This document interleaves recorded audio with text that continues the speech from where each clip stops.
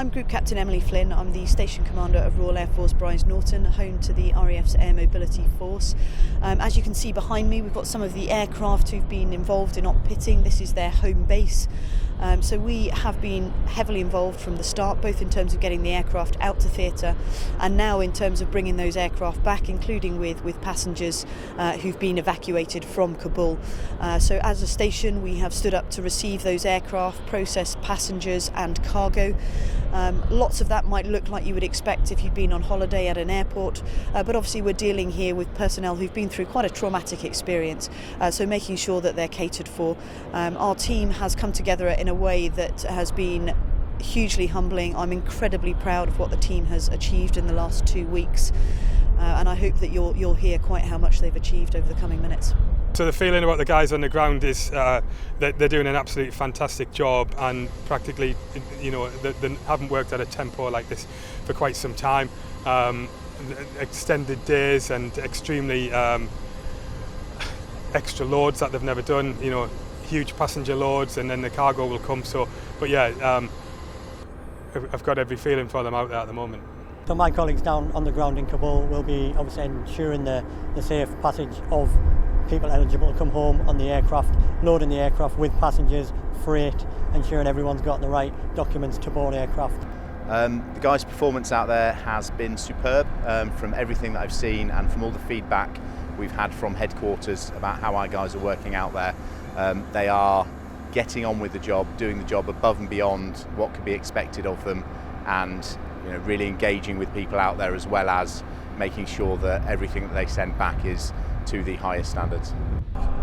It's basically just become a lot busier. Other flights have been rescheduled just because of the importance of op-pitting.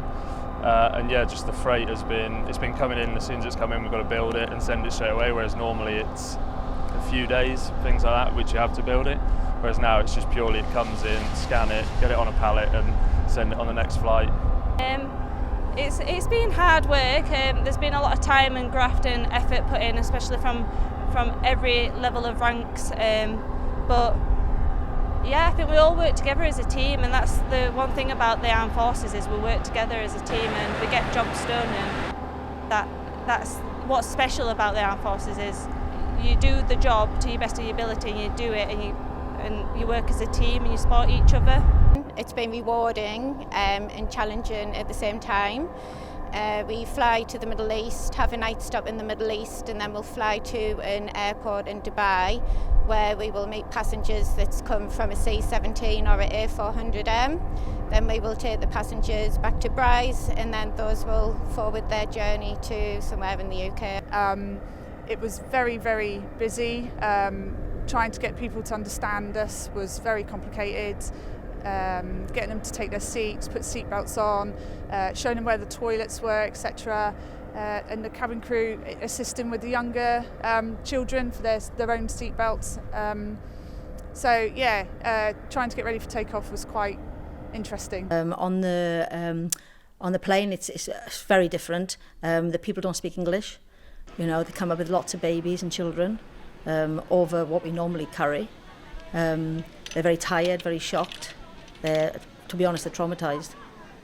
So we have to deal with that. One of the major things is it was a lot of the children, they were ill on the jet. Some of them had breathing difficulties. It was just a shock, really. We calmed them down, gave them some water, gave them a sugary drink, and they were fine. And we kept an eye on them the whole flight.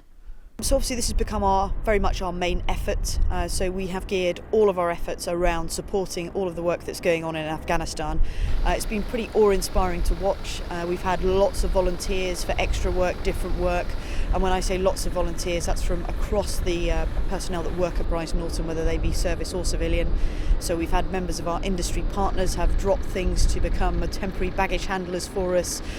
We've had volunteers to work throughout the night. People are quite happy to give up leave. It's been quite phenomenal. So it's everything from keeping the aircraft serviceable, making sure parts and cargo are going out to theatre, as well as bringing the passengers back, both military passengers and some of the entitled personnel. It's a good feeling. It's a little bit bittersweet knowing that we're in this situation and we're having to do this for them, but it's so rewarding knowing that these guys can finally go on to hopefully live a much better life than they would have done if they stayed where they were. So it's a very rewarding tasking to be a part of. And yeah, just seeing the families come through, obviously a little bit scared, a little bit shell-shocked, because they've never been to this country, they've never been on a plane, some of them. So it's just, yeah, it's really nice, refreshing to see some smiley faces as they enter and get some water and start getting some food back on board. I felt really proud to be involved in something where we can so quickly see the benefit that we're doing as part of the operation. We're bringing a vulnerable population away from danger and to the UK. We're doing that safely with the medical personnel that we've sent there. And I think I have had a great team around me, and we have worked really well together to deliver this at pace over the course of the last few weeks. And I'm really pleased about what medical support we're now able to offer. So every flight's been very different. From our side, it's about offering support to those individuals coming off the flights, giving them food and snacks effectively, and water, because a lot of them haven't eaten for a very significant period apart from what they've got on the aircraft, and pulling together a range of agencies to be able to give what support we can in the short space of time they're with us, while we process them through border control and out to the hotels where they're going to be quarantining. So for us to get together as a station to obviously assist the families in finding new homes and a better way of life, it is very fulfilling, not just for myself but for the whole team that have put themselves out and given up their own time to do this. I feel very proud, enjoying being able to actually help people get back to safety. That's the number one priority, just to get as many people back as possible. It's emotional. I actually went back and had a few tears after my last flight. But yeah, it's just nice to be helping. Yeah, so when I look back on this in 3 to 6 months' time, I think the abiding memory is probably going to be as it already is, which is quite how good our people are when it really matters. It's just, I'm so proud of them and truly humbling to watch. Yeah, seeing the Afghans coming off the aircraft here, kind of sees the achievement you've made as a squadron. Yeah, it makes you quite proud to know that you've got people out of that situation you would never want to see yourself or your family or friends in. So to get them back here for a new life as such is, yeah, it's nice to see.